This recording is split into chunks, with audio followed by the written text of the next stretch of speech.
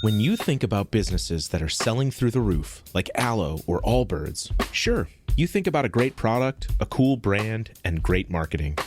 But an often overlooked secret is actually the businesses behind the business, making selling, and for shoppers, buying, simple. For millions of businesses, that business is Shopify. Nobody does online business better than Shopify.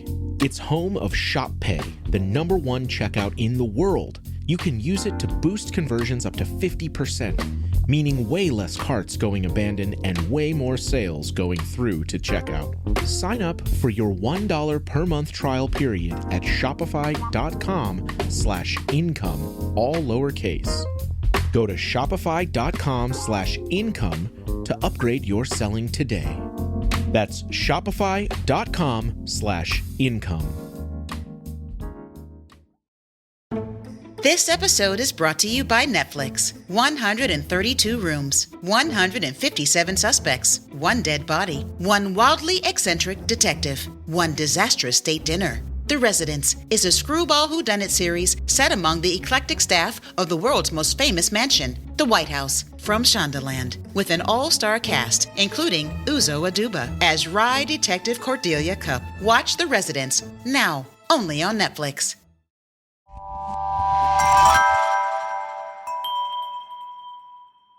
Slow Burn Media, Evergreen Podcasts, and Killer Podcast presents Who Killed, a podcast that provides a voice for the voiceless. Hello and welcome to this week's episode of Who Killed. I am your host, Bill Huffman, and this is a Slow Burn Media, Evergreen Podcast, and Killer Podcast production. It has been a long time since we have had our favorite guest on the show, and that is one Nic Edwards. And this week we were lucky enough to sit down with him to discuss his new show, True Crime Talk, with his partner, Carolyn. And it was a very entertaining conversation. We covered a lot of different crimes. We covered a couple cases in Ohio, and we focused a lot on the Bellino and Evans case out of Youngstown. So take a listen, and again, this is a brand new episode, and I appreciate you guys hanging in there with me, and until next time, I will talk to you then, but enjoy this episode, and I'll see you on the other side. Hello and welcome to this week's episode of Who Killed. I'm your host, Bill Huffman, and this is a Slow Burn Media, Evergreen Podcast, and Killer Podcast production. It's been a while since I've had one of my favorite guests on the show, and figured it was time to bring him back to explain what he's been up to. And welcome back to the show, Nic Edwards of True Crime Garage and True Crime Talk. Hey, Bill, how's it going? I've been listening to the show. Things are awesome on Who Killed, and things are awesome on True Crime Garage. And here today to inform your listeners that there is a new podcast out there, a new true crime podcast out there that I am very excited to be working on, and it's called True Crime Talk, and it is available currently everywhere. We have a handful of episodes out, and we are looking forward to pumping out some more very soon. That is awesome. We are also joined by one of Nic's new partners, and that is Carolyn Berardino. Welcome to the show. Thanks, Bill. I'm excited to be here. I've been listening to Who Killed for a long time, way back since your Amy Mihalovic coverage, and I'm happy to be here. Awesome. Well, it's been a pleasure to get to know you a little bit. And Nic, tell me a little bit about what led you to this new little project that you've got going on. Well, True Crime Talk is a partnership with Wild Blue Press, who was the publisher of my book, The Delphi Murders, The Quest to Find the Man on the Bridge. And they had approached me about helping them with a podcast that would be based around their true crime books and the cases covered within those books. And I was interested in trying to take on the task of, I love doing True Crime Garage. And I think when the first episode or two of True Crime Talk came out, there was some people that were concerned that maybe True Crime Garage is no more. No, True Crime Garage, even my partner, the captain, asked me on occasion. How many more years do you think we'll do this? And I said, I can't imagine not doing it. So that will always be there, True Crime Garage, and I hope to do that for many, many, many years. Now, we have very defined roles on True Crime Garage. I have my job duties, the captain has his, and together we put together this show that we're very proud of, and we're very happy and excited that people continue to join us every week in the garage to listen to a new case. But for me, I wanted the opportunity to try to climb the mountain all the way, right? So with True Crime Talk, the idea in the beginning is that I could take an idea, a case, and take it from start to published.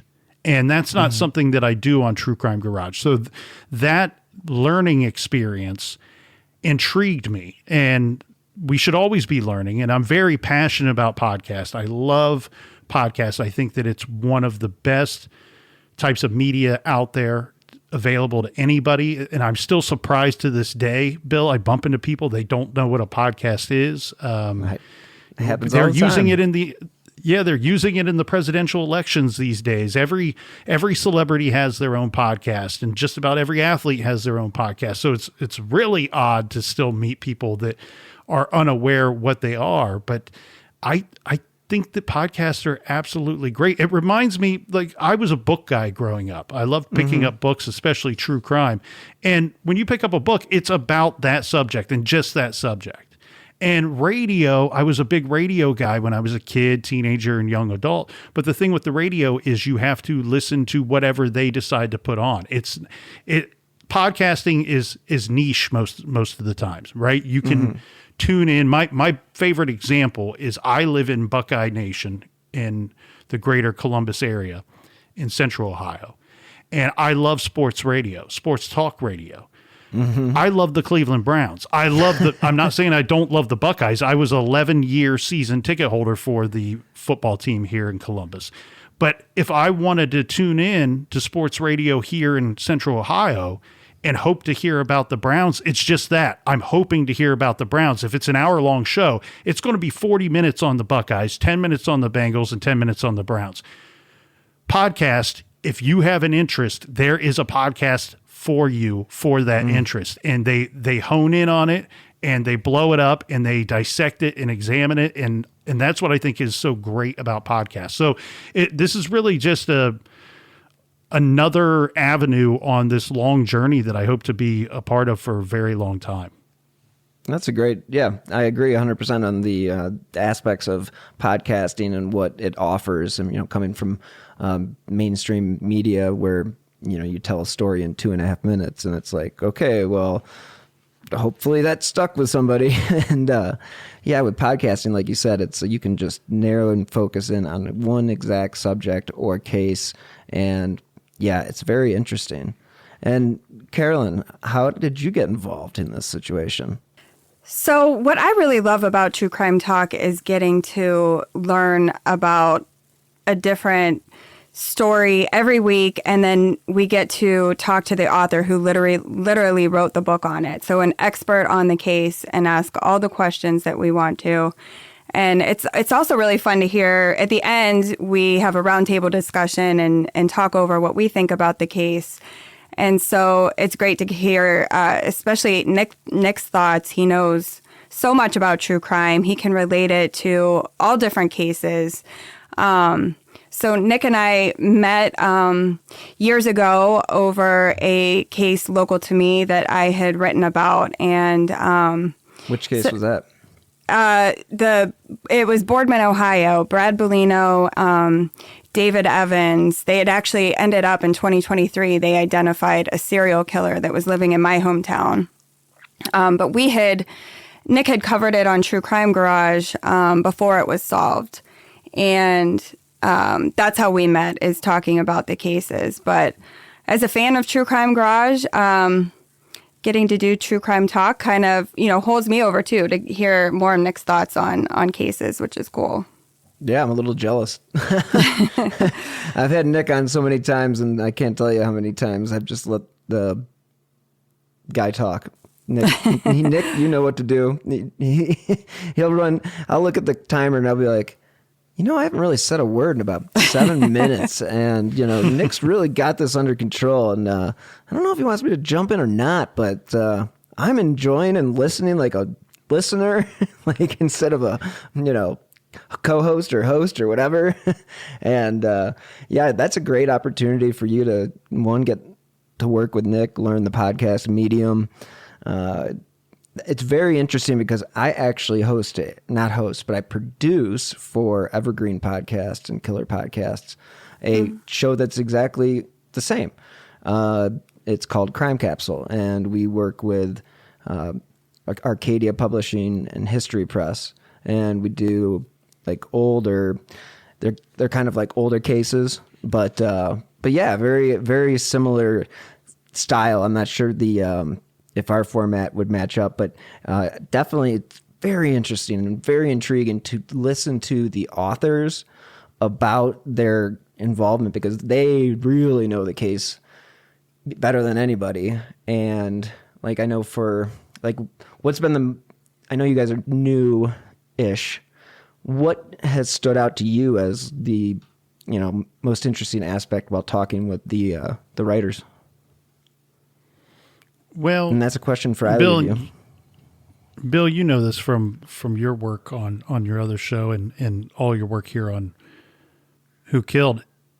One thing that we've found so far is the authors that we've had on, they were not people that were tapped to be a hired gun to go in and just chronicle a story. Right. The authors we've had on are all they chose the case for one reason or another and are all very passionate about the cases that they've covered. And a lot of the authors that we've talked to, they don't shy away from the idea that they don't have all the answers either, even though that they've spent years on this case, even though that they've spent time with, pounding the pavement on their particular case.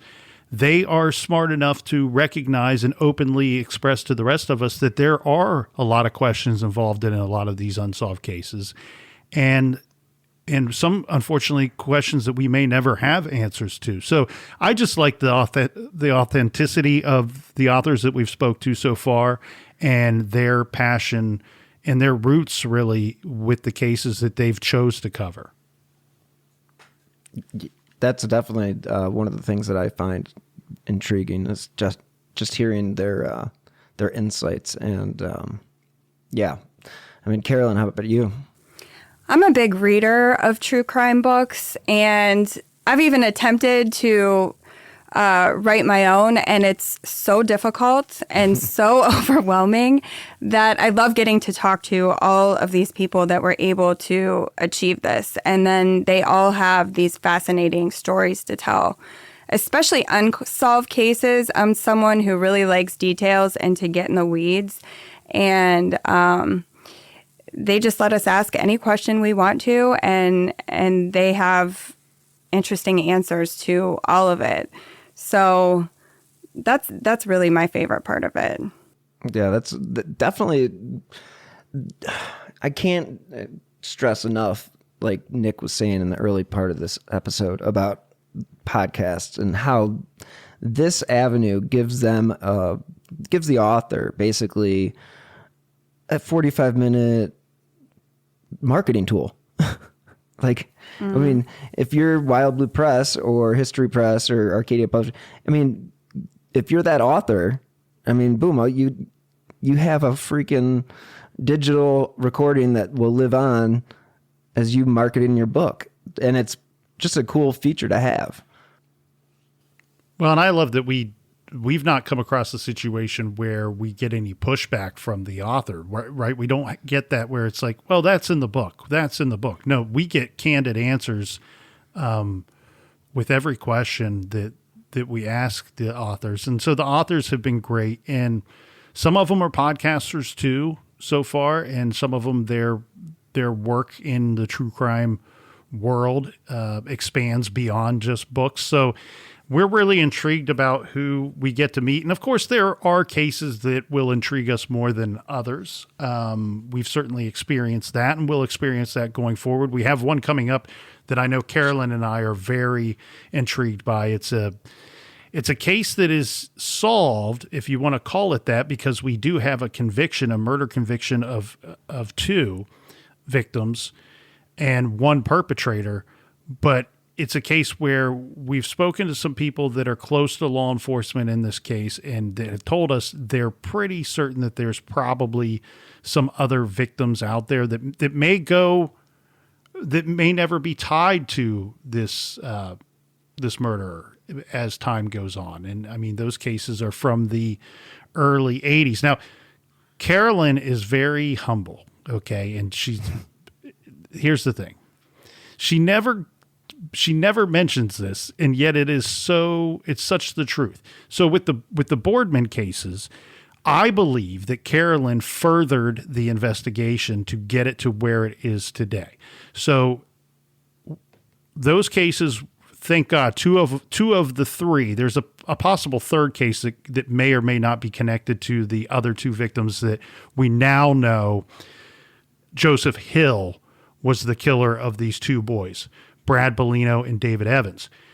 Well, Boardman PD worked the Brad Bellino case like crazy. I mean, they never gave up on finding the killer of Brad Bellino. Brad Bellino was found in a dumpster with a belt wrapped around his neck. Somebody just threw him out like trash. And now whether he got into Joseph Hill's car willingly or he got pulled into the car, we will never know. Joseph Hill is dead. He's deceased. He died out in California years ago. And one of the missions we have for True Crime Talk that we will continue to circle back to periodically is we at True Crime Talk want to know more about Joseph Hill. Because if he killed 2 boys in Boardman, Ohio, and then up and left and went to California, it's really difficult for me to believe that he's not tied to any unsolved cases. I have a very hard time believing it. These were 2 separate incidents that took place roughly about 2 years apart, and the MOs were very similar. He gets a kid in his car, there's rape, there's murder, he dumps the body. And he goes under the radar, Bill, forever. I mean, Carolyn's talked to people that lived on Joseph Hill Street and said, hey, if you were to tell me that there was a serial killer on our street, Joseph Hill might be the last guy on that list of my list that I would put together. Now, Carolyn, where I believe she furthered the investigation, she was at the press conference when the Boardman PD finally announced all these decades later that DNA evidence confirmed for them that Joseph Hill, who was not a suspect back in the 70s, but Joseph Hill was responsible for the abduction and murder of Brad Bellino. And as that press conference is wrapping up, they were taking questions from the people that chose to join them at the press conference and sit in the audience. And Carolyn raised her hand and said, now that this one's solved, are we going to be looking at David Evans, or are you seeing connections to the still unsolved David Evans case? And Boardman PD, I give them nothing but praise because they worked the Bellino case, the efforts in time and resources that were exhausted in that case to finally solve it decades later.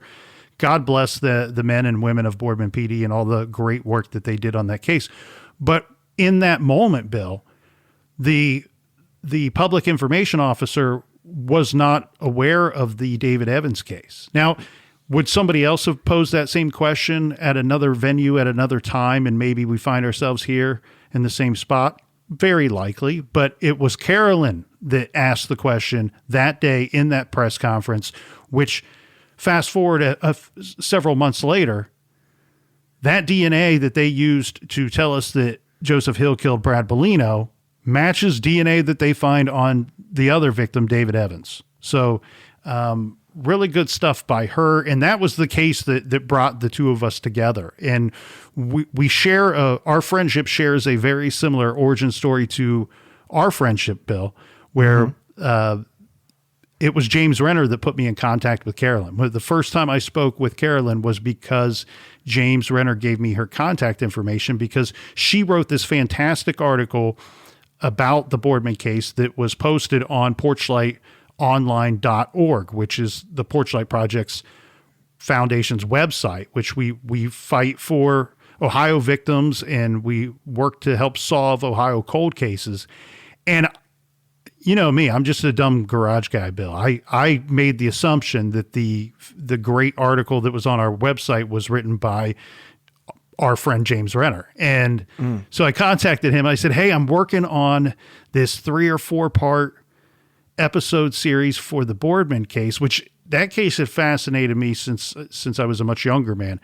And I said, there's some chunks in here that are really good. Would you mind if I kind of cherry pick some stuff from your write-up that you did for our website? And he said, I didn't do that write-up. So where Carolyn says that she's always wanted to write a true crime book, I'm here to tell you I've spent I've told her a dozen times in the last year or so that she needs to get off her ass and start working on a true crime book, because I think whatever she would put together would be absolutely fantastic. Well, if we were radio, Thank you.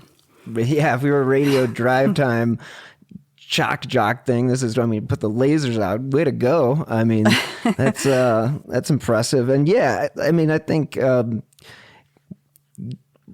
you asking that question, with you kind of putting it down on paper, yeah, impressive stuff. Everybody wants to be a part of solving a true crime case, or a cold case, I should say. And, that's a pretty nice thing to have on your record. And yeah, I agree with Nick in saying that, yeah, you probably would be just fine writing a book. Having struggled with my own Amy book for a number of years,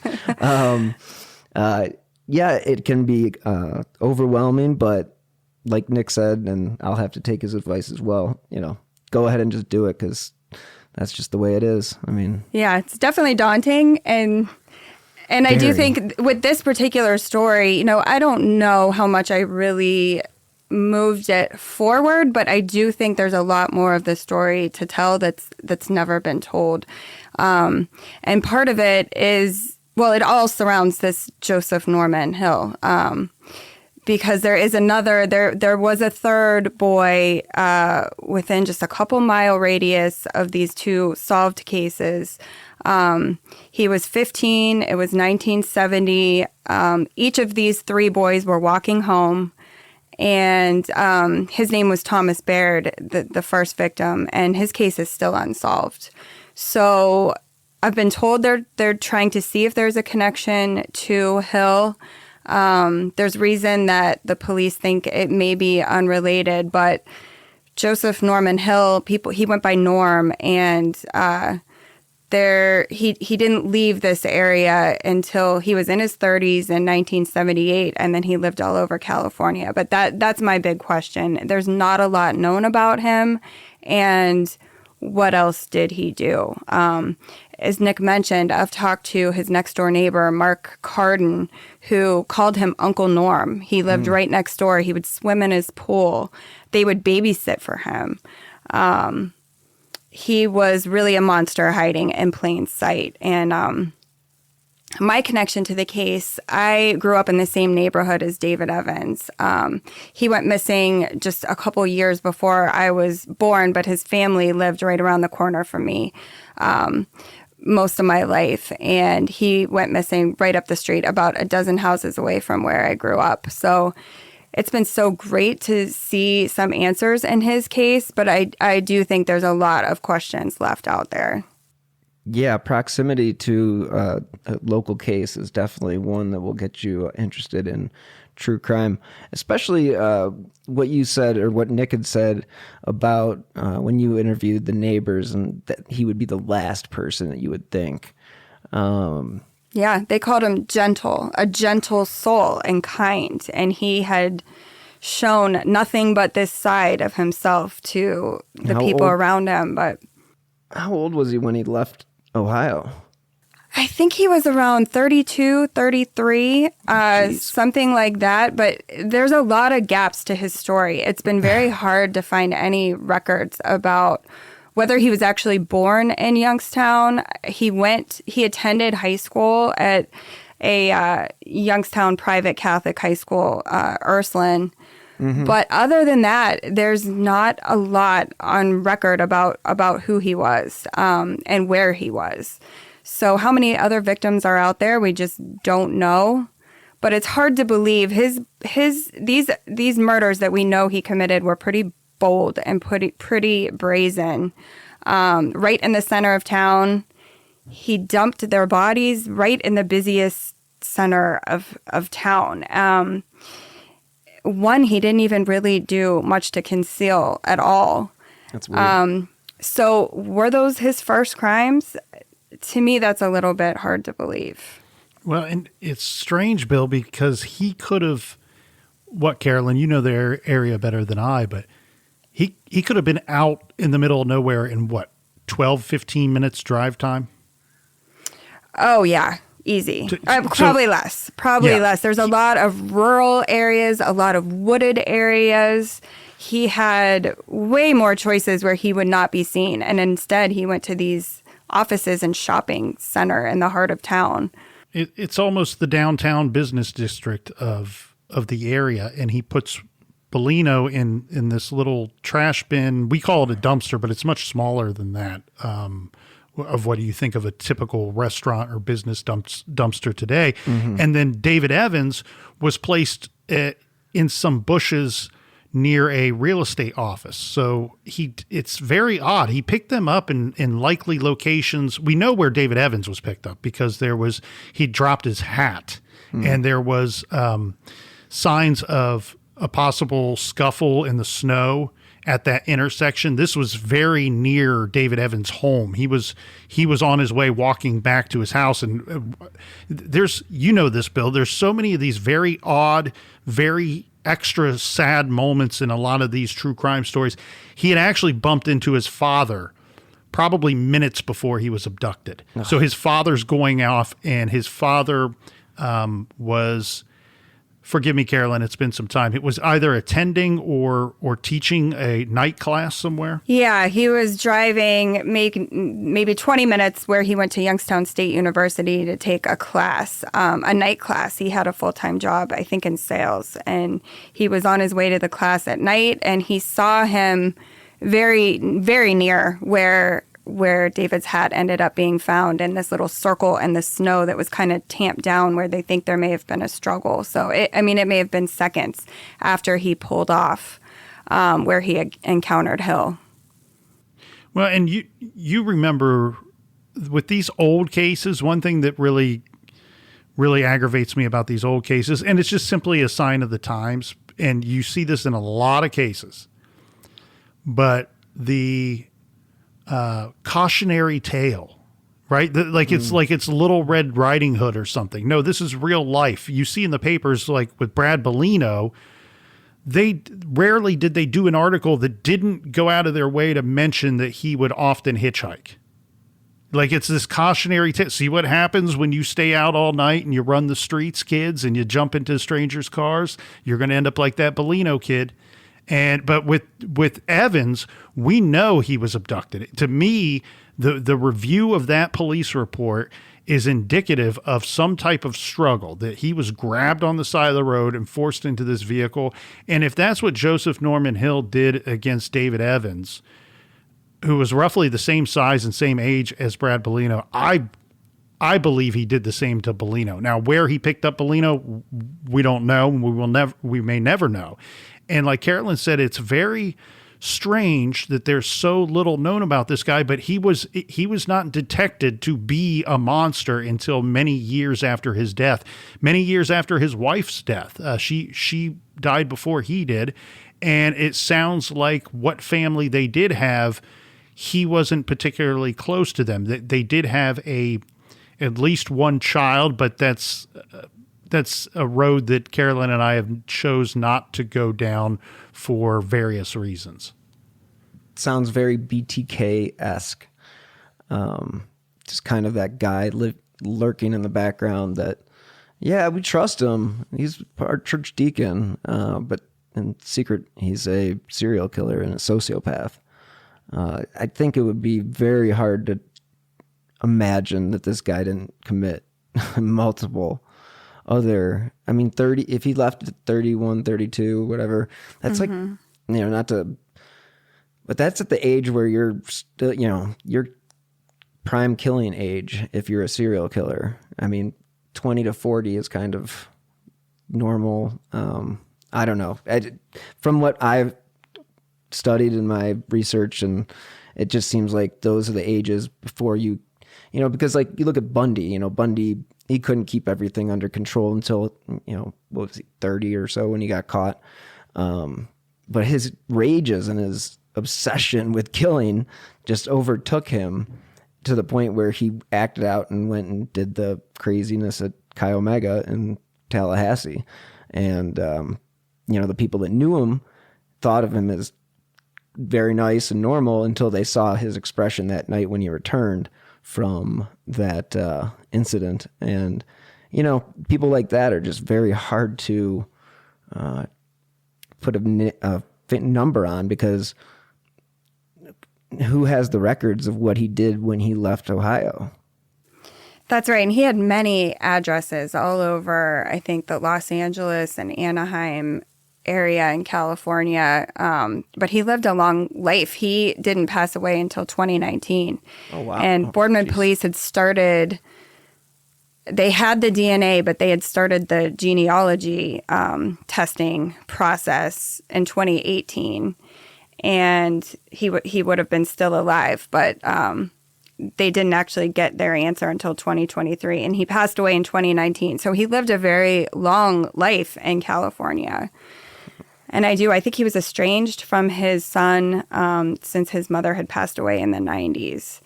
And the last that I was told, they really couldn't even find photographs of him as a younger man when he would have probably been at the height of these crimes. Wild. Just some of these guys, you just never know. I could have a serial killer living in my building. Who knows? And that's exactly who he was. For this, like I said, this Mark Carden, he's literally the serial killer next door. And there are, unfortunately, unsolved cases all in the area, and it just makes you wonder. Yeah, it does make you wonder. And I just feel like with all of the unsolved cases, and especially the cases in Ohio, I did an episode a few years back on missing kids in Ohio, and it was just kind of like a general overview of 10 kids or so between 1975 and 1985 that had just disappeared. And some of them had answers, and then some of them were just completely unknowns. And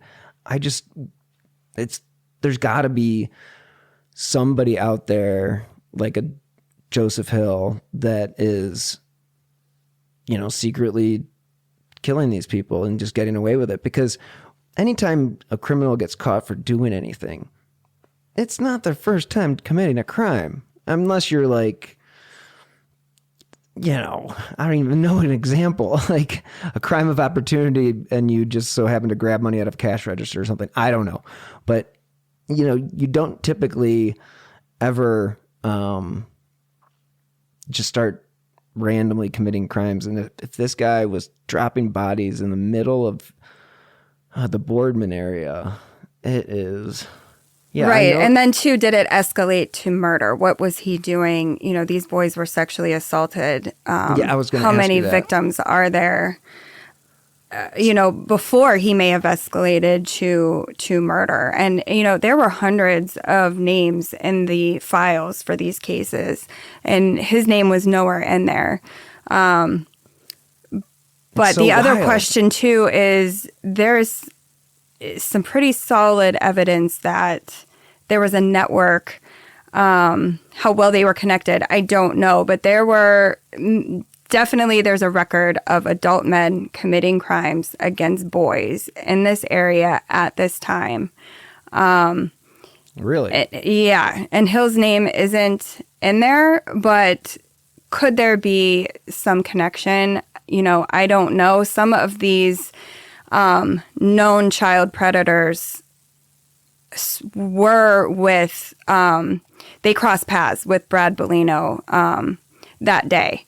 So the day he ended up going missing, the morning, and he went missing later in the evening. But it just, there's a lot of questions out there with these cases still. That's so wild that there would be I've always actually, I wrote like a fictional screenplay about the Amy case, and it was loosely based off that. And basically it was a whole conspiracy that everybody was just keeping it a secret. Somebody went off the deep end, and they have now basically had to cover them and cover up for them. And of course that was fiction, but to think that actually exists, I mean, I obviously got that from something. Yeah. But, and I don't know if I would have even believed it. It seemed like a conspiracy theory or something you would read about in a book until I saw the files. And there are interviews and polygraphs, and there's a lot of evidence that there was definitely a group. And some of them, there's evidence that they were coordinated. Some of them used a Boy Scout camp to kind of groom their victims. There was one guy who used his pizza shop and he would, lure these young teens in with alcohol. And, again, Hill's name is not in there, and we know the DNA in 2 of these cases belonged to Hill, but there was definitely a lot going on. And it leaves a lot of questions. One of them was a security guard. Everybody before these were solved thought this security guard who worked right down the street from where Brad Bellino lived. And that was kind of the consensus of who people thought was the best suspect. And it wasn't his DNA, but that doesn't necessarily mean he wasn't involved in some way. Sure. I mean, you want to hear a very strange situation regarding the security guard, that it's a very tough hurdle to clear, is that Carolyn and I found that not only was the security guard considered, we want to be clear here, he was not just somebody that the public suspected. He was considered a suspect in the Bellino case in Boardman, Ohio. 1973, correct? 1972, and he was a suspect with Evans in 75 also.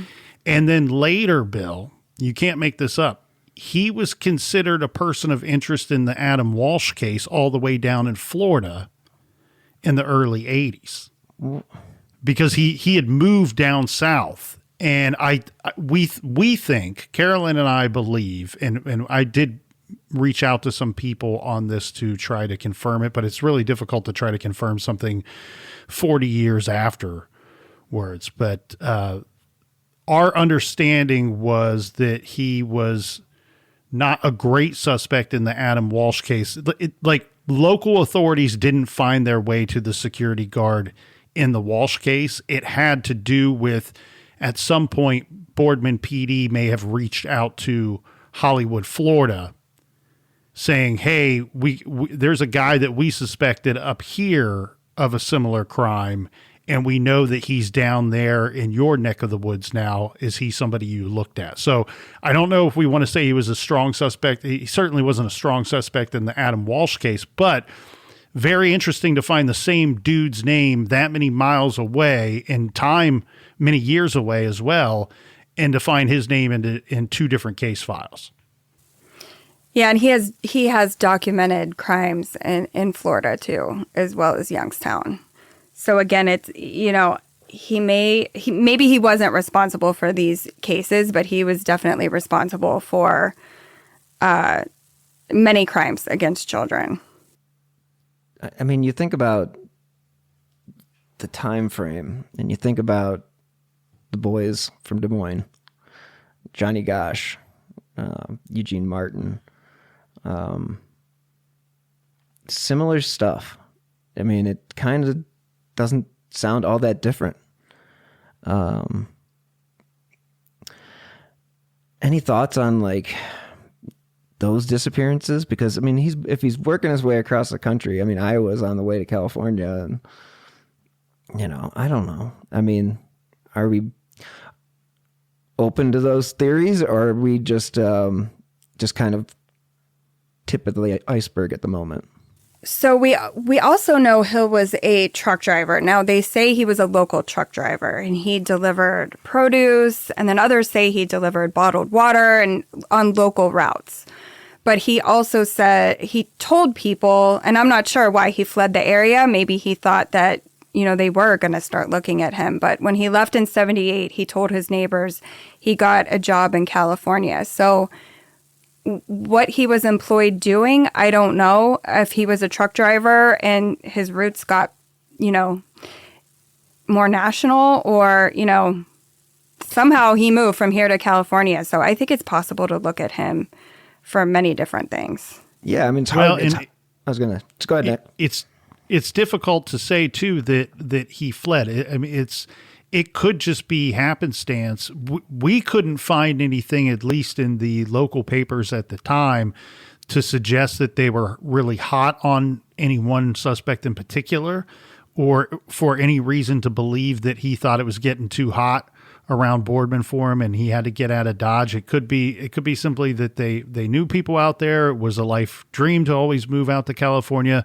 I mean, many people flock to California for various reasons. So but that's the part of him that makes him so cunning and evil to me, is that, like Carolyn said, that he's really hiding, and he was really the serial killer next door that nobody knew about, and he was able to hide it so well that his name never made it to that police file for 3 different unsolved murders in Boardman, Ohio.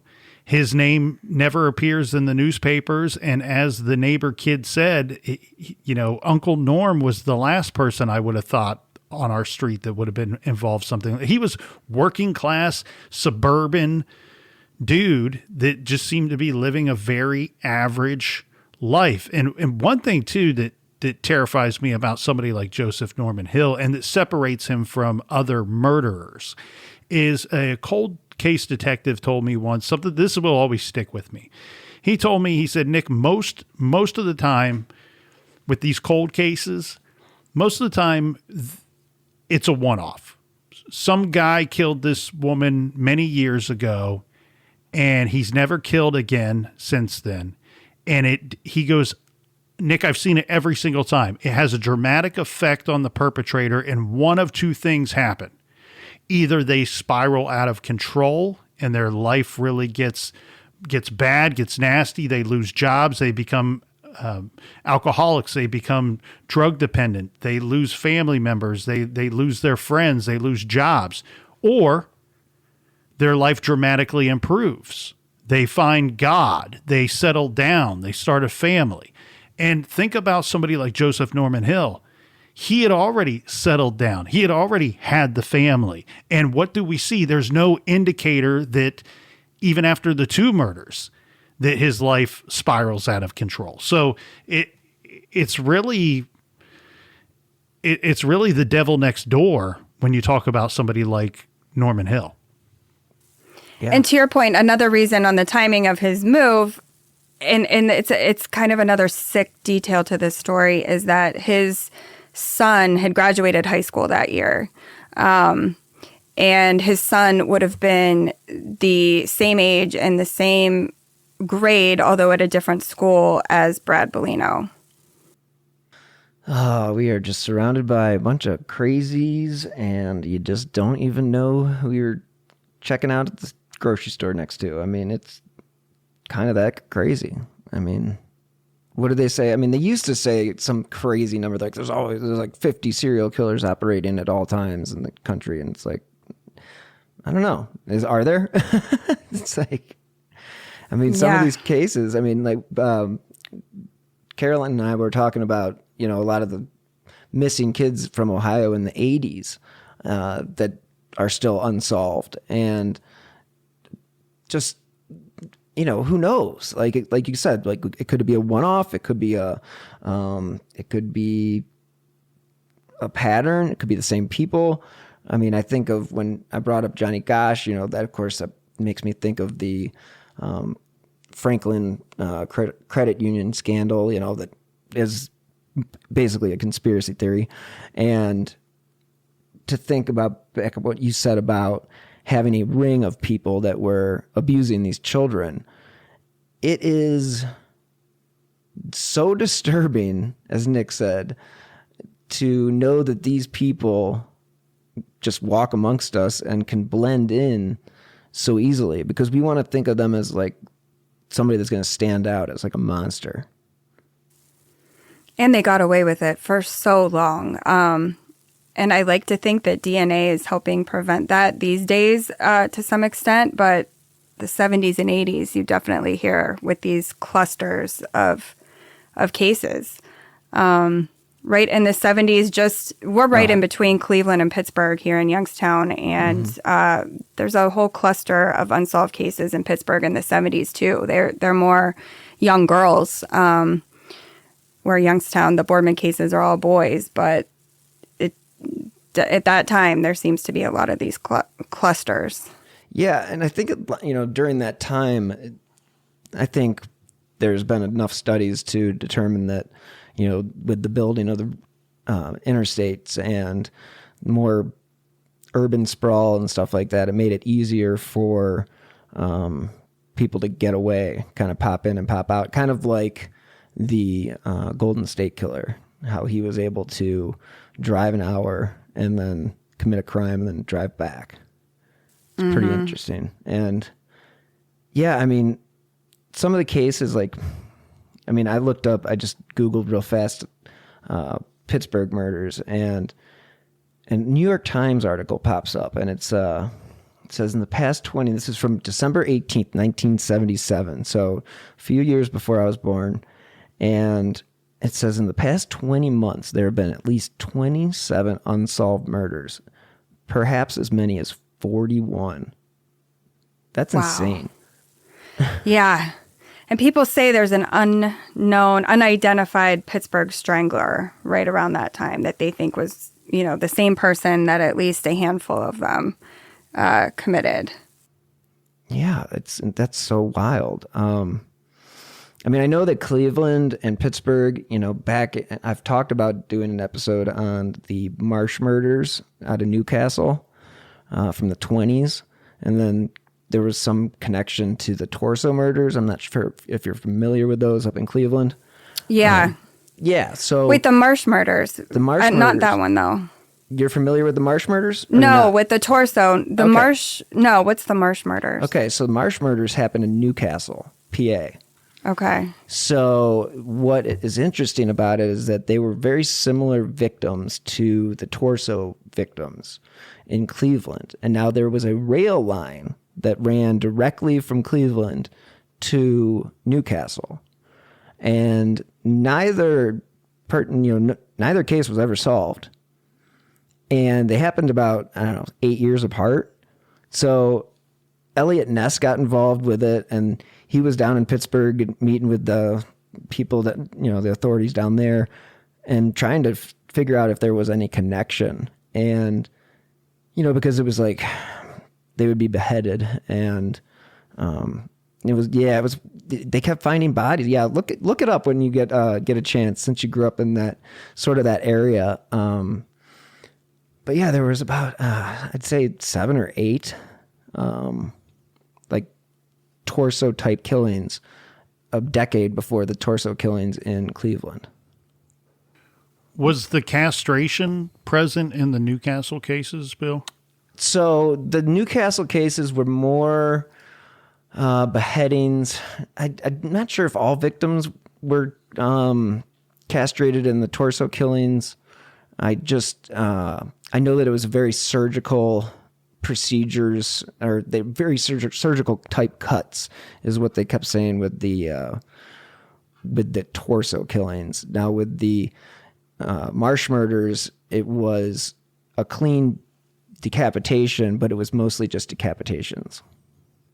But still very interesting to think that they may have a connection. So Marsh, is that a family? Were these? No. So it's like, so they called them the Swamp Murders, Swamp Marsh Murders, whatever. Oh, got it. I think it's, if you just Google Swamp Marsh Murders 1920s, you'll pretty much get some articles or some talk about it. I know that there was a article written in the 70s that was trying to connect the two cases, and again, we're never going to know because it was so long ago. I mean, we're talking almost 100 years. And I mean, Elliot Ness, not to say that he was the sharpest tool in the detective bureau, but he couldn't solve the case. And I don't know. Elliot Ness had a unfortunate end. He kind of had his big hit when he was in his 20s, and then after that he kind of faded from popularity into alcoholism, and he ended up being the safety director of Cleveland, but couldn't win mayor because he couldn't catch the torso killer. Could you imagine trying to investigate homicides back then, though? No, I mean, God, no. It's like, even with Joseph Norman Hill in the early mid 70s, one thing that's so shocking to us today is to go, well, he chose to, but for lack of a better term, dump the bodies in the center of town. And we go, well, what's the thinking there? Why wouldn't he just drive as Carolyn said, 9-10 minutes and get out of Dodge and place the victim maybe where they wouldn't be found, or at the very least where he wouldn't be seen? But that really, the truth of it was, even in the early 70s, if you're not seen picking up the victim or in the company of the victim or disposing of the victim, it was very difficult to tie the suspect to the victim. And I can only imagine how much more difficult that would have been in the 1930s. Yeah. Yeah. I mean, there's nothing to say that, again, Elliot Ness, it's not like he didn't try to solve the case. It's one of those cases that there's a lot of discussion of whether or not he made a deal with certain people to end the killings, but they ended at a certain point. And I don't know if that kind of blackballed him for the rest of his career, but very interesting. And yeah, like the 1920s, 1930s, investigating a murder, you're basically just going off of eyewitnesses. And a bunch of the torso victims were never even identified themselves. So good luck identifying the killer. The vagrants, yeah. I mean, that basically Kingsbury Run was kind of a shanty town in that part of Cleveland in that era. And yeah, there were a lot of people that were, I guess you could say, not on the books.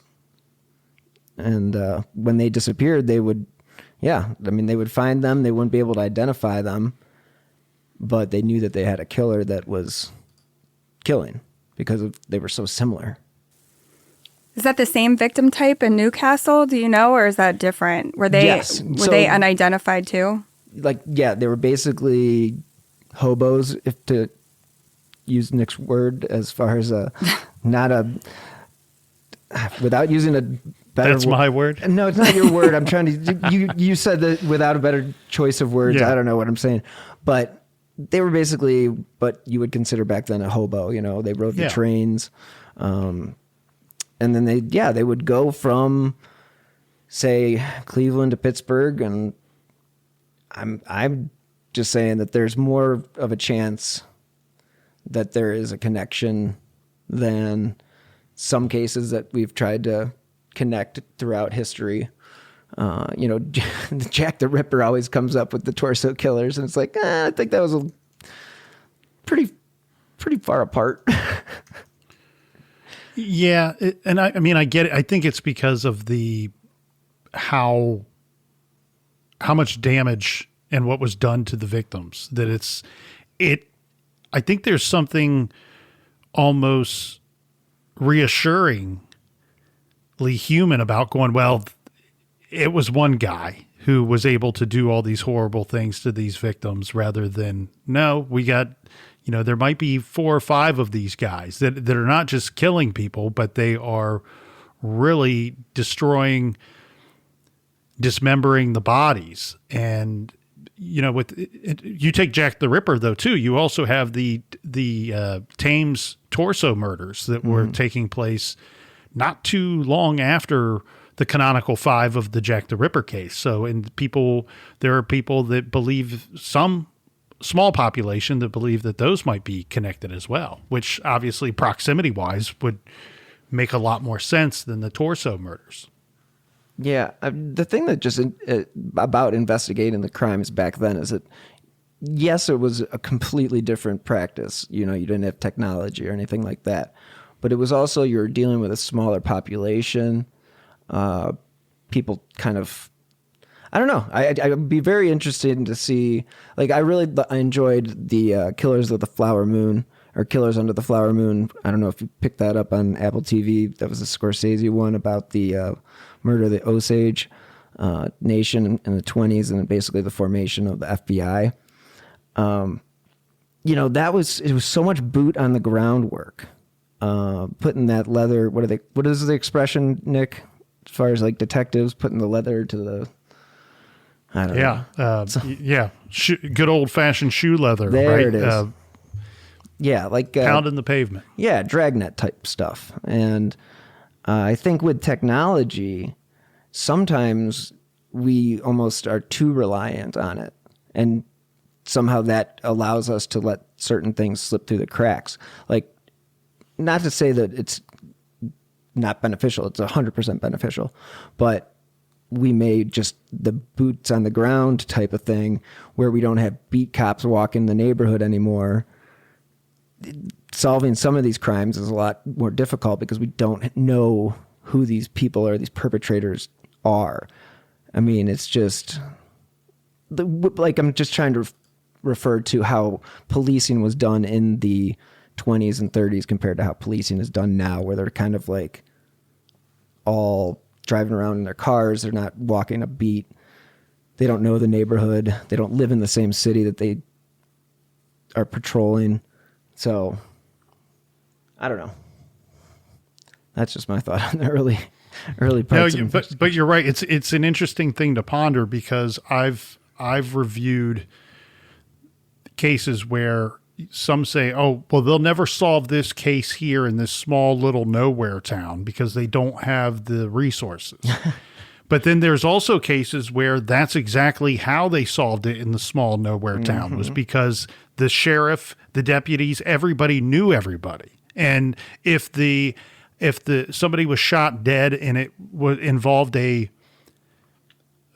car hijacking or somebody that was stealing a vehicle, they were knocking on the local dude's door that was known for boosting cars, right? That's the first. Yes, you're right. When they have no leads, they still go and talk to that guy right away, because that is their tie. We know you are always trying to steal cars. This was involved in our homicide. Now we're talking to you. Yeah, that's a very good point. You know, it's like you roll into a small town and it's like there's a population of 1,000 people, and it's like, okay, you're telling me you don't know who the bad guy is in this town? It's like, that's actually a very good point, Nick. I think that's a good point. You know, where you know these people. I mean, it kind of is like what happened with the entrapment. I guess you could say entrapment now. On the Ruby Bridge case, you know, they got word that this guy was selling guns to the white supremacists, and the FBI thought that, you know, there was some big operation going on. That was not the case at all. But yeah, knowing who you're going after, and I think that's why, you know, your favorite guy and your best friend now, Mr. Douglas, you know, you guys can just wax poetically about cold cases together over a nice cup of or a glass of scotch or whiskey, whatever it was.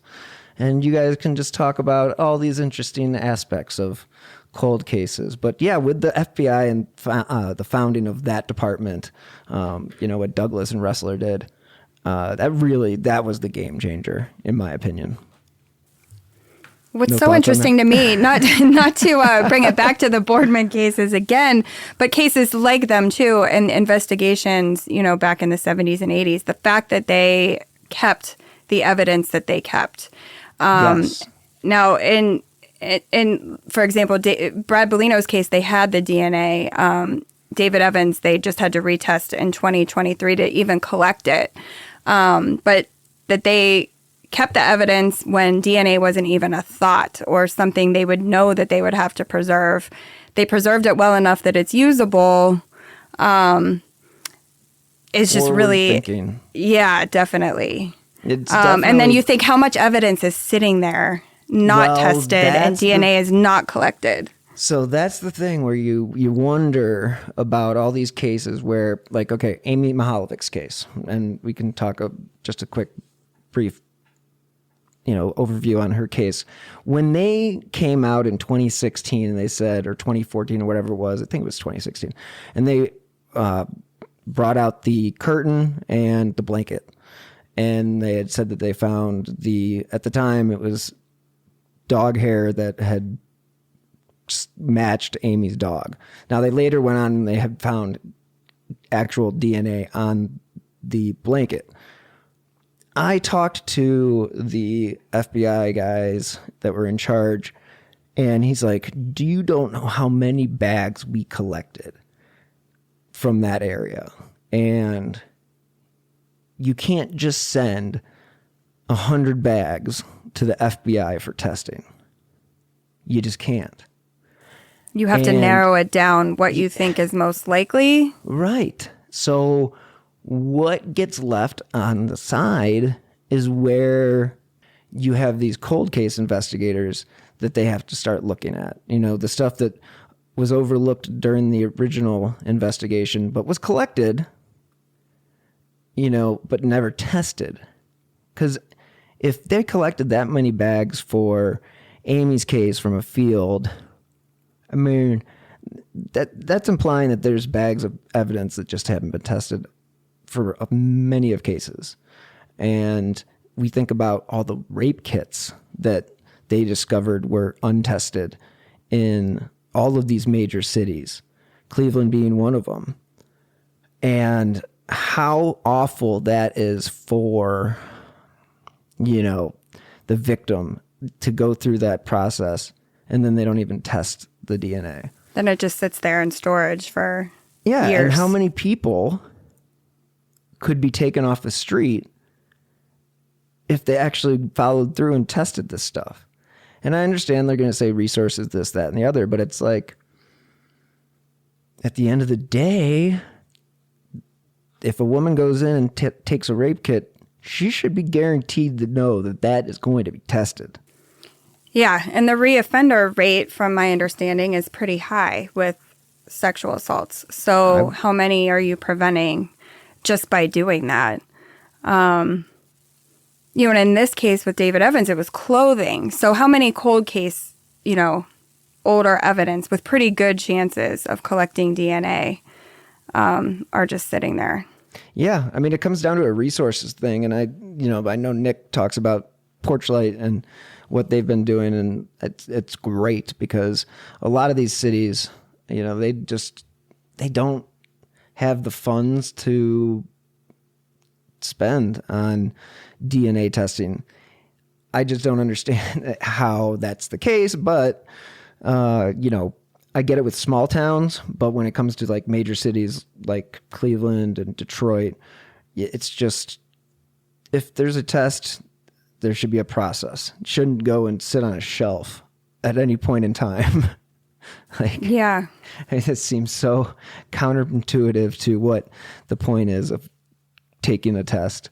And you think about the 250,000 that they say, generally, quote unquote, unsolved cases, murder cases there are in this country. And how many of those cases could be solved if we had more manpower or more people interested in taking a look at the evidence again or putting fresh eyes on the case?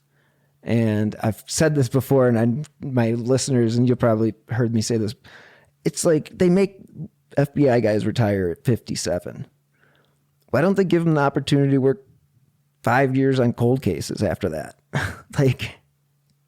Yeah. Because the FBI guys that I've met, they weren't ready to retire. Some of them were, but, my guy, Phil Torsney, that was doing the Amy case, he's like, I went to Afghanistan. I was too jacked up still. I was 57. And so he went and worked private security or something like that. And so the idea that, you have all this talent, because, 57 isn't 57 of 1965. Yeah. 57 is pretty vibrant these days. And I would think that those people would have a good incentive to, sit down and take a look at a case and say, what do you think about this? And maybe even create a whole department that's just dedicated towards that. To me, what? I'm sorry. Well, back to the Amy case. So do you think they still have evidence that could be tested then? I think they do. Personally, I think they've selectively chosen what they've tested. I think that the DNA that they've gotten is too small to, at the moment, again, it's at the moment, they have DNA, but it's too small to use and then use again. So the way that I was always told is like, you don't want to give away, all your cards in one test, because then you have nothing left to work with. And currently there's just not enough DNA, or the tests require too much DNA that they don't want to jeopardize what they have. Yeah. It's really troubling though. So in comparison, trying to compare it to another case that you and I, Bill, are both familiar with. We recently covered the Marilee Burt case out of Colorado on True Crime Garage. Mm-hmm. And in Arapahoe County, it is their second oldest unsolved homicide, but the authorities say it's probably their most infamous unsolved homicide, most well known. And they have DNA in that case. Now, how much is up for debate, because we've not seen them go the genealogy route yet. And when in our coverage, we were strongly urging, if anybody's ears from Arapahoe County Sheriff's Department were to land on True Crime Garage and hear that episode, we were encouraging, let's go that route. This has been available for a while. We know you have the DNA. But sometimes that is not necessarily an option, and we've seen it, and I don't know if it's an option in the Marilee Burt case or not, but using that one as an example, what I've seen in other cases, guys, is where they have enough DNA to exclude people, but not to say definitively that it was this particular perpetrator. So it gets complicated. And my worry with the Mihalovic case, as long as this is drug on, that do they not even have enough to start excluding suspects? Because Mihalovic's case is another one similar to Brad Bellino and other cases from the 70s, 80s, early 90s, where you get in certain parts of certain neck of the woods, and there seem to be a lot of suspects. Now, we know only one person is responsible, but there are a lot of people that people in the public consider that, hey, this weird guy, for some reason, this store owner, that security guard, there are a lot of people whose names get tossed about in the Amy Mihalovic case who could have been excluded if they had enough DNA for that.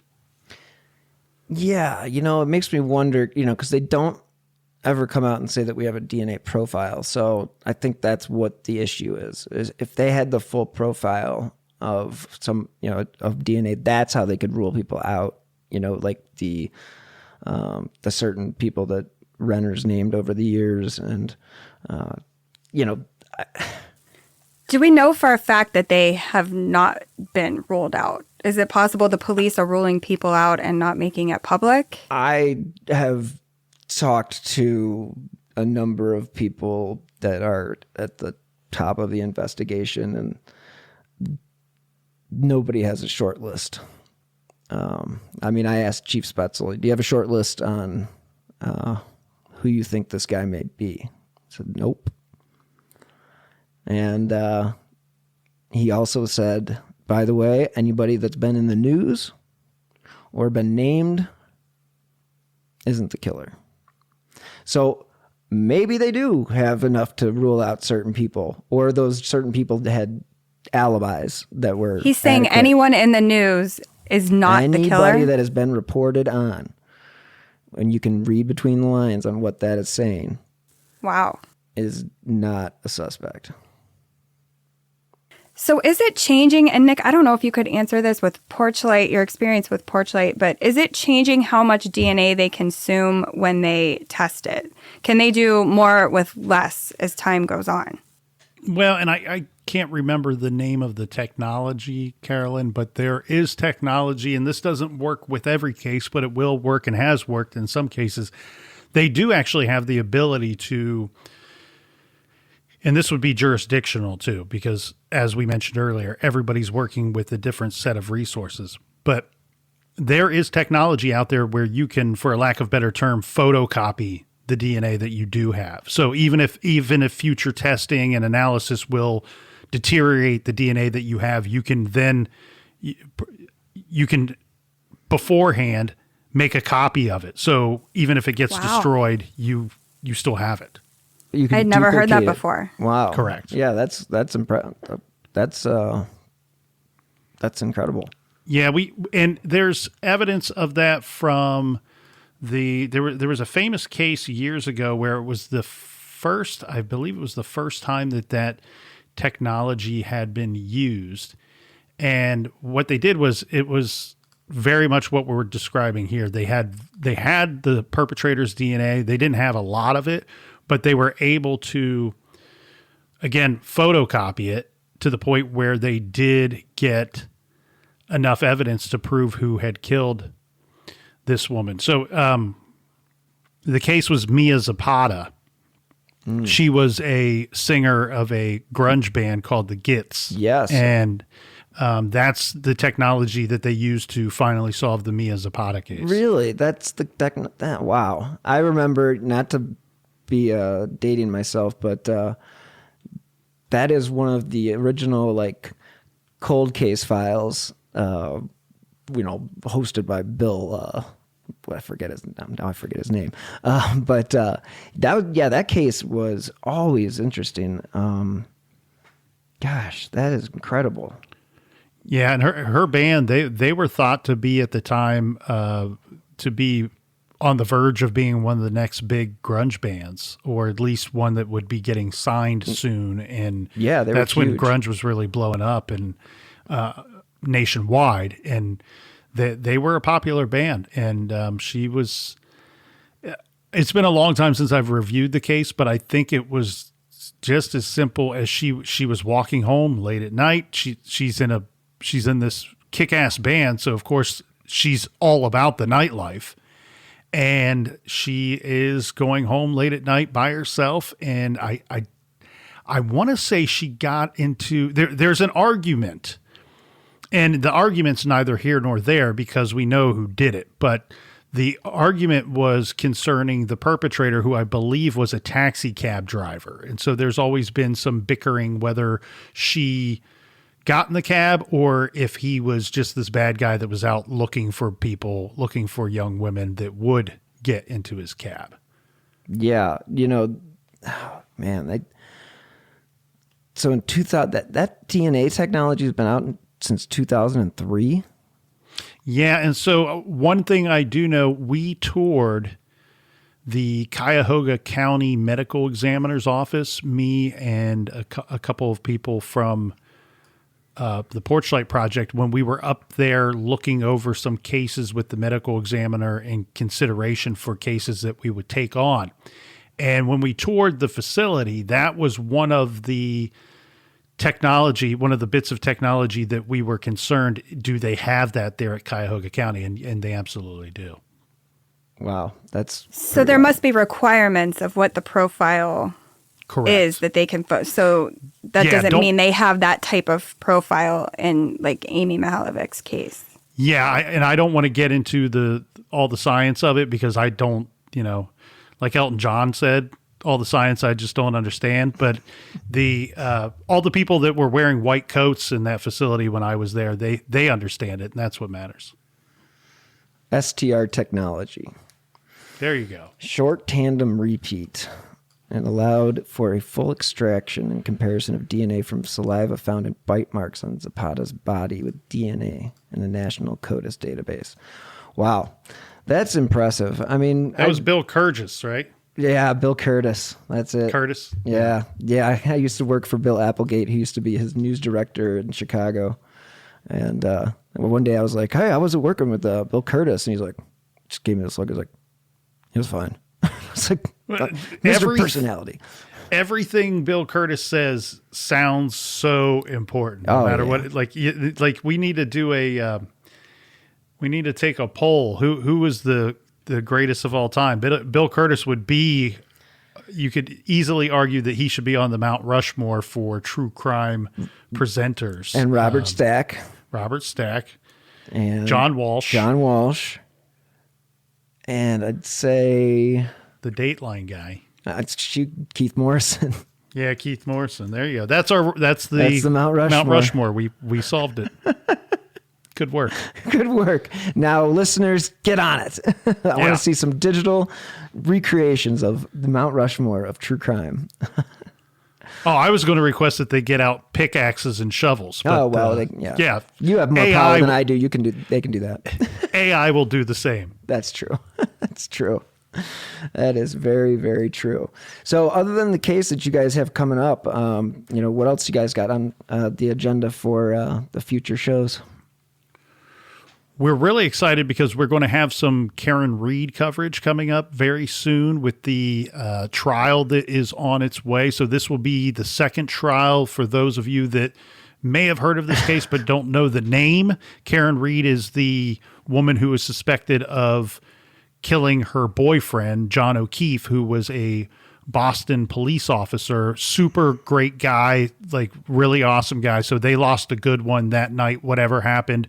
But there are a lot of people out there that believe that maybe some people who were hosting a party that John was going to attend, that maybe they did something to John and caused his death, or that she hit him with her vehicle. Now, did she know that she hit him? Did she not know? That's a whole nother question in this. So there was a previous trial that ended in a mistrial with a hung jury. So the jury could not decide who was to blame or part of me wonders too, guys, is the complications for the jury, I think, would be not only is the level of guilt that she has, because that's one thing that we get into in our coverage there, Bill, was the charges the correct charges? And then so what degree of guilt, if any, that she may have? And then on top of that, what is the appropriate sentence? It's a very complicated case. You wouldn't think that it would be. On the surface, it looks like really, when the captain had mentioned it to me a while back, hey, we really got to cover this case. And I said, I did a quick 15-minute read on it. I'm going, what the heck am I covering here? This is just probably an accident. It's not true crime accident. It's not true accident garage. It's true crime garage. But very quickly, when you start to examine the case, there's a lot going on there, and there's really a lot to try to pick apart.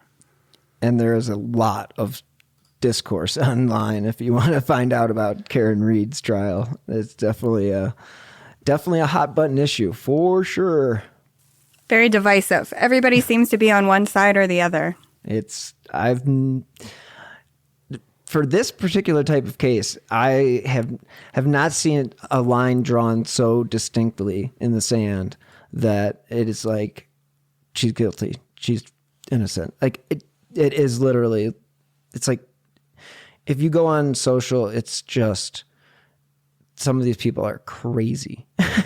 Not that that's a shock to anybody, but Well, and unfortunately, the Delphi Murders case has become that too.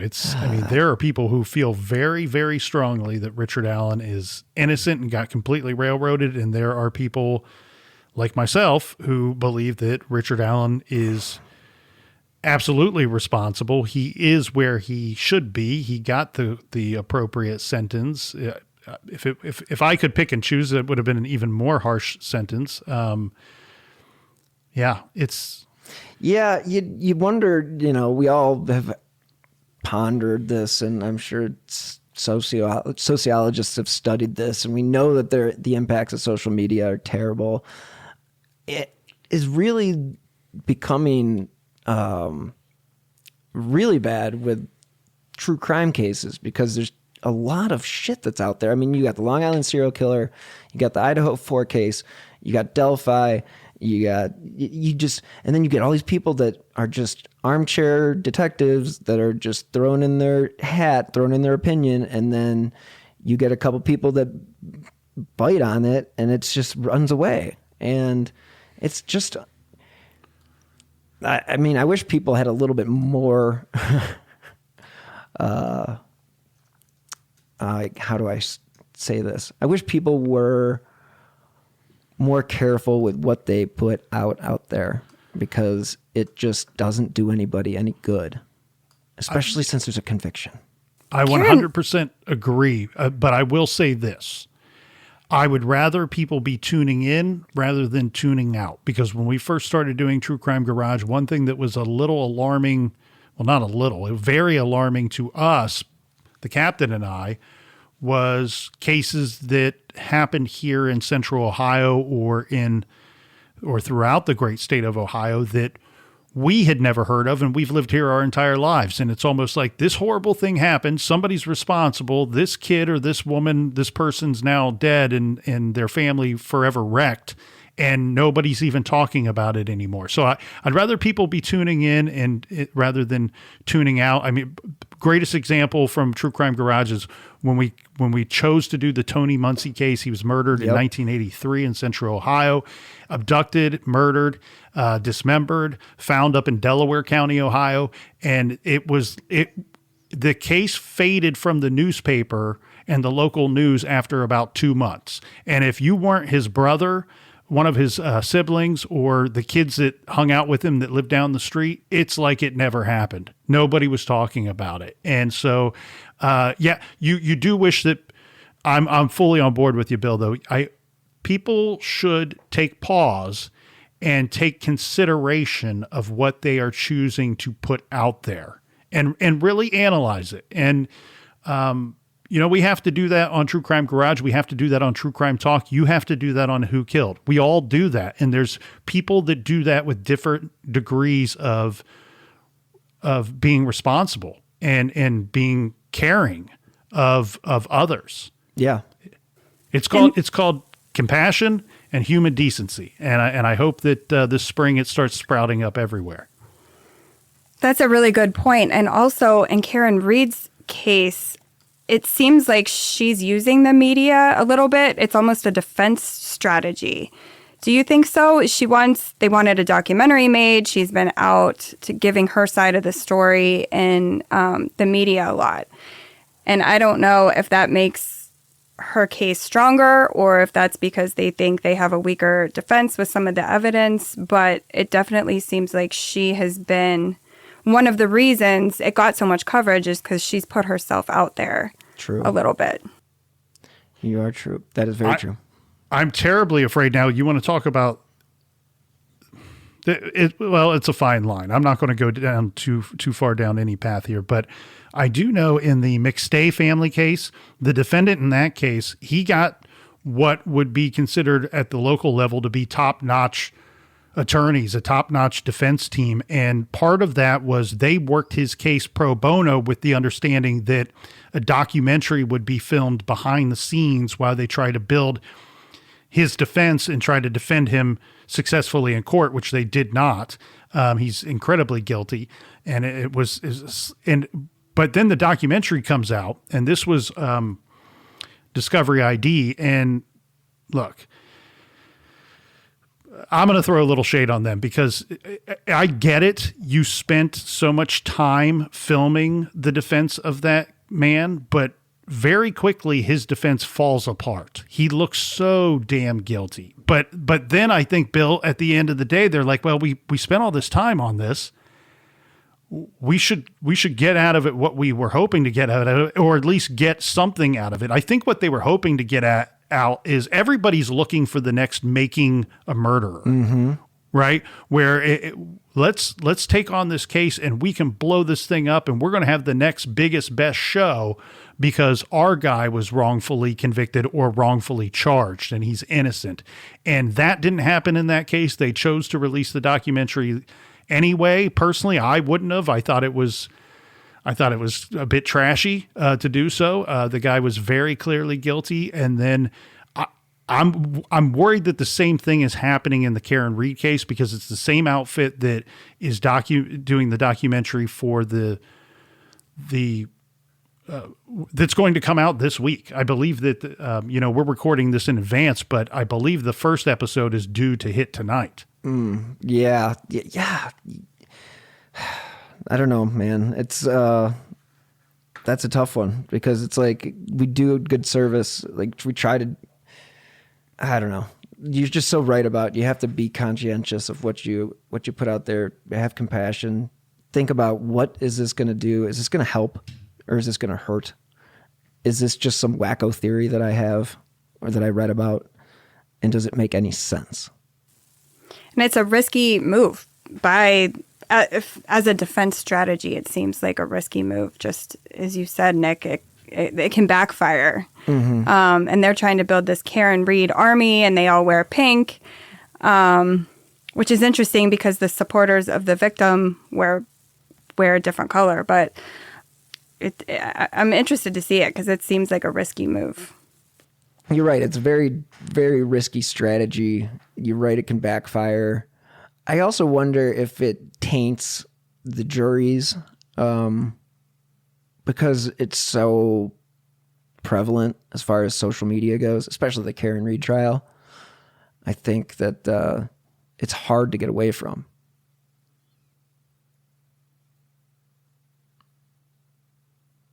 And that's basically my opinion on that. No, I mean...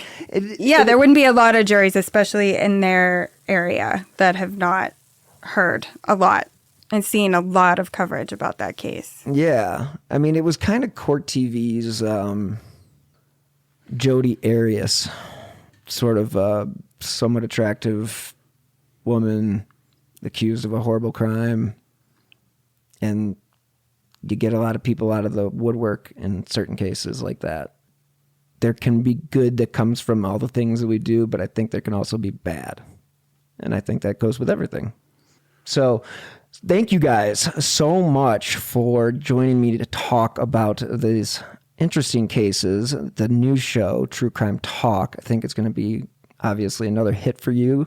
And Carolyn, it's been a pleasure learning about your incredible research that you did on the Evans and Bellino case. And I mean, kudos to you. Don't be scared of writing a book. You've got it. And as far as where people can find you, where can people find your stuff? And that goes for both of you. Well, True Crime Talk is available on all of the listening platforms. And if you want to learn more about us or more about the show, you can go to wildbluepress.com.